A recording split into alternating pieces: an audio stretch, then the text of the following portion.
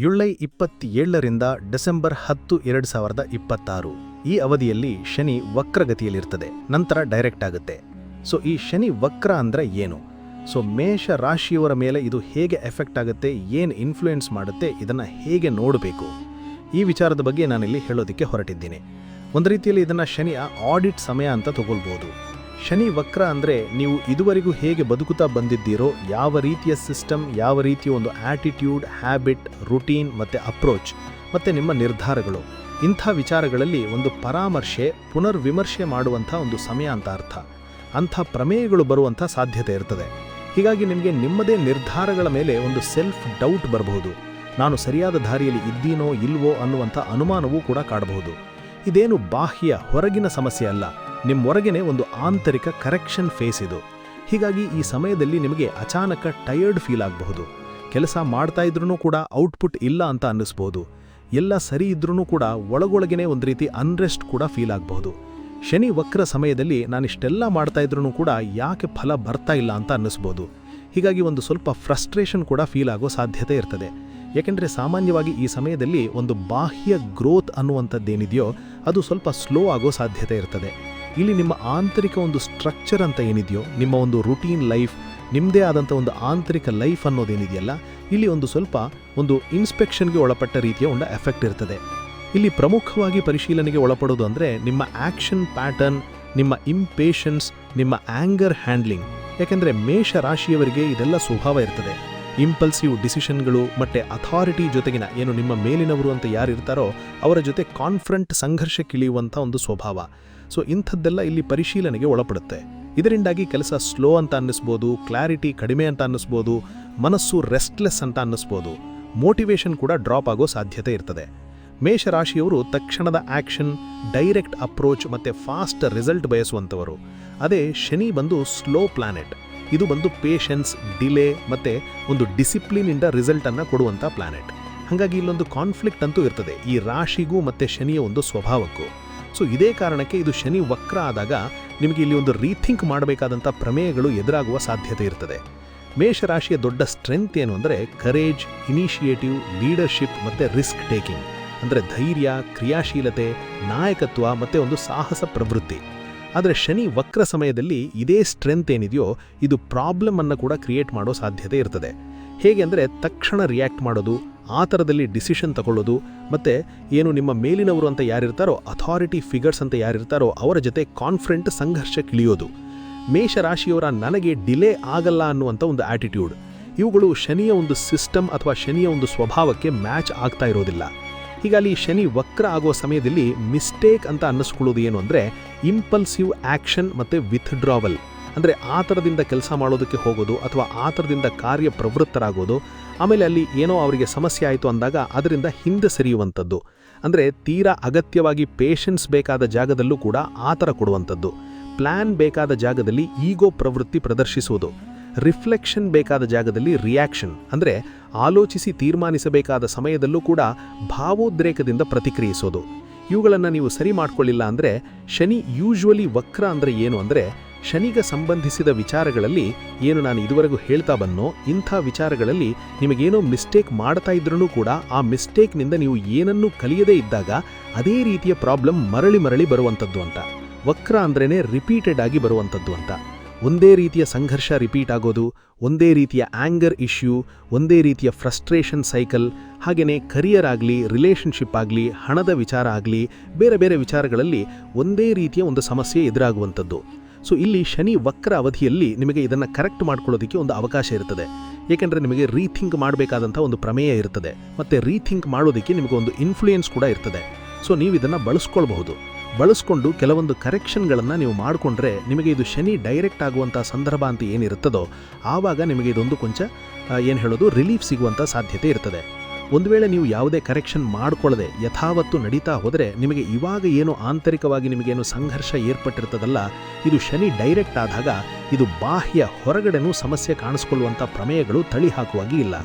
So ಈ ಶನಿ ವಕ್ರ ಅವಧಿಯನ್ನು ಹೇಗೆ ಹ್ಯಾಂಡಲ್ ಮಾಡಬೇಕು ಅನ್ನೋ ವಿಚಾರ. ಇದರಲ್ಲಿ ಮೊದಲನೇ ಮೆಥಡ್ ಏನು ಅಂದರೆ ಆತುರವನ್ನು ಕಡಿಮೆ ಮಾಡ್ಕೊಳ್ಬೇಕು. ಸ್ಟಾಪ್ ರಶಿಂಗ್ ಇಂಟು ಆ್ಯಕ್ಷನ್ ಅಂತ. ಅಂದರೆ ಮೇಷರಾಶಿಯವರ ಬಿಗ್ಗೆಸ್ಟ್ ವೀಕ್ನೆಸ್ ಅಂದರೆ ಈಗಲೇ ಮಾಡಬೇಕು, ಈಗಲೇ ನಡಿಬೇಕು ಅನ್ನುವಂಥದ್ದು.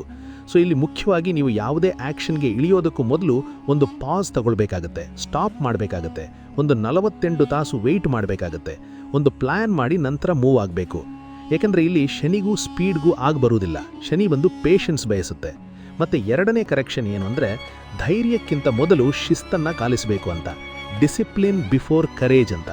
ಏಕೆಂದರೆ ಮೇಷರಾಶಿಯವರಿಗೆ ಸಹಜವಾಗಿ ಧೈರ್ಯ ಇರ್ತದೆ, ರಿಸ್ಕ್ ಟೇಕಿಂಗ್ ಕೆಪಾಸಿಟಿನೂ ಇರ್ತದೆ. ಆದರೆ ಇಲ್ಲಿ ಡಿಸಿಪ್ಲಿನ್ ಕೂಡ ಫಾಲೋ ಮಾಡಬೇಕಾಗುತ್ತೆ.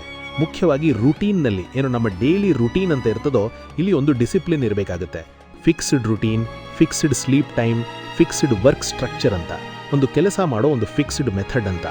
ಏಕೆಂದರೆ ಮೇಷರಾಶಿ ಬಂದು ಕುಜನ ರಾಶಿ, ಮಂಗಳ ಗ್ರಹ. ಮಂಗಳ ಗ್ರಹ ಅಂದರೆ ಸೈನಿಕ, ಯೋಧ ಅಂತ ಅರ್ಥ. ನೋಡಿ, ನೀವು ಸೈನ್ಯದಲ್ಲಿ ಸೈನಿಕರು ಶಿಸ್ತು ಇಲ್ಲದೆ ಸೈನಿಕರು ಇರೋದಕ್ಕೆ ಸಾಧ್ಯನೇ ಇಲ್ಲ. ಅದೇ ರೀತಿಯ ಒಂದು ಶಿಸ್ತು ಮೇಷರಾಶಿಯವರಿಗೆ ಅಗತ್ಯ ಇರ್ತದೆ. ಇದು ಜೀವನ ಪೂರ್ತಿ ಅವರ ಉಪಯೋಗಕ್ಕೆ ಬರ್ತದೆ, ಇಲ್ಲ ಅಂದರೆ ಸೆಲ್ಫ್ ಡ್ಯಾಮೇಜ್ ಮಾಡ್ಕೊಳ್ತಾ ಇರ್ತಾರೆ. ಮತ್ತು ಮೂರನೇ ಕರೆಕ್ಷನ್ ಬಂದು ಸಿಟ್ಟೇ ದೊಡ್ಡ ಶಕ್ತಿ ಅಂತ ಹೋಗಬಾರ್ದು ಅಂತ. ಅಂದರೆ ಆ್ಯಂಗರ್ ಇಸ್ ನಾಟ್ ಪವರ್. ಮೇಷರಾಶಿಯವರಿಗೆ ಏನು ಸಿಟ್ಟು ಅನ್ನೋದೇನಿದೆಯಲ್ಲ, ಸಿಟ್ಟಿನಿಂದಲೇ ಎಲ್ಲವನ್ನೂ ಸಾಧಿಸುವಂಥ ಒಂದು ತವಕ ಇರ್ತದೆ, ಒಂದು ಉತ್ಸಾಹ ಇರ್ತದೆ. ಆ ರೀತಿ ಮಾಡ್ತಾನೂ ಇರ್ತಾರೆ. ಆದರೆ ಈ ಸಿಟ್ಟನ್ನು ಎಲ್ಲೆಲ್ಲೋ ಬೇಕಾಬಿಟ್ಟು ಪ್ರಯೋಗ ಮಾಡಬಾರ್ದು. ಮುಖ್ಯವಾಗಿ ಕೆಲಸದ ಸ್ಥಳದಲ್ಲಿ, ಇಂಥ ಕಡೆಯಲ್ಲಿ ಶಿಸ್ತು ಪ್ರದರ್ಶಿಸಬೇಕಾದ ಜಾಗದಲ್ಲಿ ಸಿಟ್ಟನ್ನು ಪ್ರದರ್ಶಿಸೋದು ಅಷ್ಟು ಒಳ್ಳೆಯದಲ್ಲ. ಮುಖ್ಯವಾಗಿ ರಿಯಾಕ್ಟ್ ಮಾಡೋದಕ್ಕಿಂತಲೂ ರೆಸ್ಪಾಂಡ್ ಮಾಡೋದು ಮೇಷರಾಶಿಯವರಿಗೆ ಬಹಳ ಇಂಪಾರ್ಟೆಂಟ್ ಆಗುತ್ತೆ. ಏಕೆಂದರೆ ಕಾಮ್ ಸ್ಟ್ರೆಂತ್ ಡೆವಲಪ್ ಮಾಡಿಕೊಂಡ್ರೆ ಮೇಷರಾಶಿಯವರಿಗೆ ಉಪಯೋಗ ಆಗುತ್ತೆ. ಏಕೆಂದರೆ ಮೇಷರಾಶಿಯವರಿಗೆ ಒಂದು ಅಗ್ರೆಸಿವ್ ಮೆಂಟಾಲಿಟಿ ಇರ್ತದೆ. ಸೊ ಅಗ್ರೆಷನ್ನಿಂದಲೇ ಎಲ್ಲವನ್ನು ಸಾಧಿಸ್ಬೋದು ಅಂತ ಕನ್ಫ್ಯೂಸ್ ಕೂಡ ಮಾಡ್ಕೊಂಡಿರ್ತಾರೆ. ಆದರೆ ಕೆಲವೊಂದು ಕಡೆಯಲ್ಲಿ ಅಗ್ರೆಷನ್ಗಿಂತಲೂ ಒಂದು ಪೇಷನ್ಸ್, ಕಾಮ್ನೆಸ್ ಕೂಡ ತುಂಬ ಕೆಲಸ ಮಾಡುತ್ತೆ. ಮತ್ತು ನಾಲ್ಕನೇ ಕರೆಕ್ಷನ್ ಬಂದು ನೀವು ಏನನ್ನ ಶುರು ಮಾಡ್ತೀರೋ ಅದನ್ನು ಮುಗಿಸ್ಬೇಕು ಅಂತ, ಫಿನಿಶ್ ವಾಟ್ ಯು ಸ್ಟಾರ್ಟ್ ಅಂತ. ಮೇಷರಾಶಿಯವರಿಗೆ ಸ್ಟಾರ್ಟಿಂಗ್ ಎನರ್ಜಿ ಜಾಸ್ತಿ ಇರ್ತದೆ. ಅಂದರೆ ಬಹಳ ಮೋಟಿವೇಟೆಡ್ ಆಗಿ, ಬಹಳ ಅಗ್ರೆಸಿವ್ ಆಗಿ ಶುರು ಮಾಡ್ತಾರೆ. ಆದರೆ ಕಂಪ್ಲೀಷನ್ ಎನರ್ಜಿ ಕಡಿಮೆ ಇರ್ತದೆ. ಅಂದರೆ ಹೋಗ್ತಾ ಹೋಗ್ತಾ ಮೋಟಿವೇಶನ್ ಡ್ರಾಪ್ ಆಗಿಬಿಡುತ್ತದೆ. ಹೀಗಾಗಿ ಒಂದು ಕೆಲಸವನ್ನು ಚೂಸ್ ಮಾಡಿದ ಮೇಲೆ ಅದನ್ನು ಅರ್ಧದಲ್ಲಿ ಬಿಡಬಾರ್ದು, ಕಂಪ್ಲೀಟ್ ಮಾಡೋದನ್ನು ಕಡ್ಡಾಯ ಅಂತ ಅಂದ್ಕೊಳ್ಬೇಕಾಗತ್ತೆ.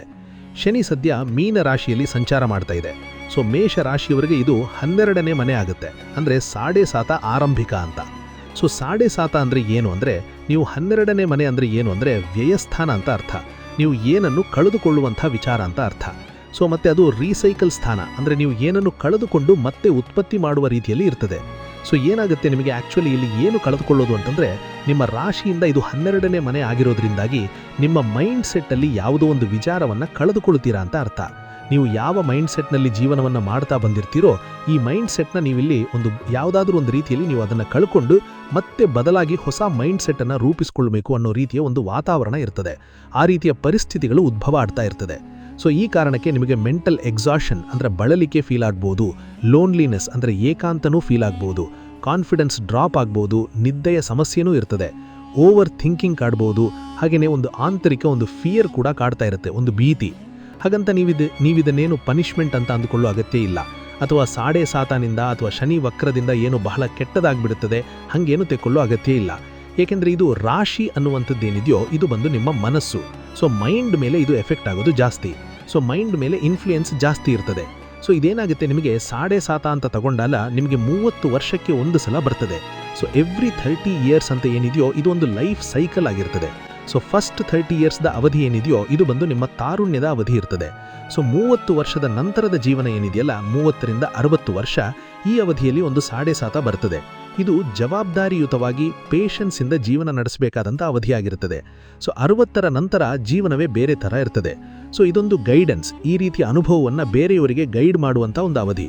ಸೊ ಅದಕ್ಕೆ ತಕ್ಕನಂಗೆ ನಿಮ್ಮ ಒಂದು ಮೈಂಡ್ನಲ್ಲಿ ಒಂದು ಸೈಕಲಾಜಿಕಲ್ ಶಿಫ್ಟ್ ಅನ್ನೋದು ಆಗಬೇಕಾಗುತ್ತೆ.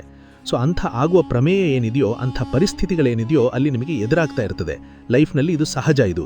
ಸೊ ಅದಂಗೆ ಎದುರಿಸುವಾಗ ನಿಮಗೆ ಒಂದು ರೀತಿಯ ರೆಸ್ಟ್ಲೆಸ್ನೆಸ್ ಅಥವಾ ಏನು ಒಂದು ಫ್ರೀಡಮ್ ಅಂತ ಏನಿರ್ತದೋ, ನಾವು ಒಂದೇ ಒಂದು ಫ್ಲೋನಲ್ಲಿ ಏನು ಹೋಗ್ತಾ ಇರ್ತೀವೋ ಇದೇನು ನಮಗೆ ತಡದಂಗೋ ಅಥವಾ ನಿಧಾನ ಆದಂಗೋ ಅನಿಸುತ್ತೆ ಅಷ್ಟೇ. ಸೊ ಶನಿ ವಕ್ರ ಅವಧಿಯಲ್ಲಿ ಶನಿ ನಿಮ್ಮ ಹ್ಯಾಬಿಟ್ಸನ್ನು ಅಬ್ಸಾರ್ಬ್ ಮಾಡ್ತಾ ಇದೆ ಅಂತಲೇ ತಗೊಳ್ಬೇಕಾಗತ್ತೆ. ಈ ಅವಧಿಯಲ್ಲಿ ನೀವು ಡಿಸಿಪ್ಲಿನ್ ಬಿಲ್ಡ್ ಮಾಡಿಕೊಂಡ್ರೆ, ಹಾಗೆಯೇ ನಿಮ್ಮ ಸಿಟ್ಟನ್ನು ಕಂಟ್ರೋಲ್ಗೆ ತಗೊಂಡ್ರೆ, ಮತ್ತು ಪೇಷನ್ಸ್ ಬಿಲ್ಡ್ ಮಾಡಿಕೊಂಡ್ರೆ, ಇವಾಗ ಏನು ನಿಮ್ಮ ಲೈಫ್ ಸ್ಲೋ ಅಂತ ಅನ್ನಿಸಿದ್ರೂ ಕೂಡ ಹೋಗ್ತಾ ಹೋಗ್ತಾ ಅದರಿಂದ ನಿಮಗೆ ಸಾಕಷ್ಟು ರೀತಿಯಲ್ಲಿ ಉಪಯೋಗ ಆಗೋ ಸಾಧ್ಯತೆ ಇರ್ತದೆ. ಸೊ ಮುಂದಿನ ಎಪಿಸೋಡ್ನಲ್ಲಿ ಮತ್ತೆ ಸಿಗ್ತೀನಿ ಸ್ನೇಹಿತರೆ. ನಮಸ್ಕಾರ.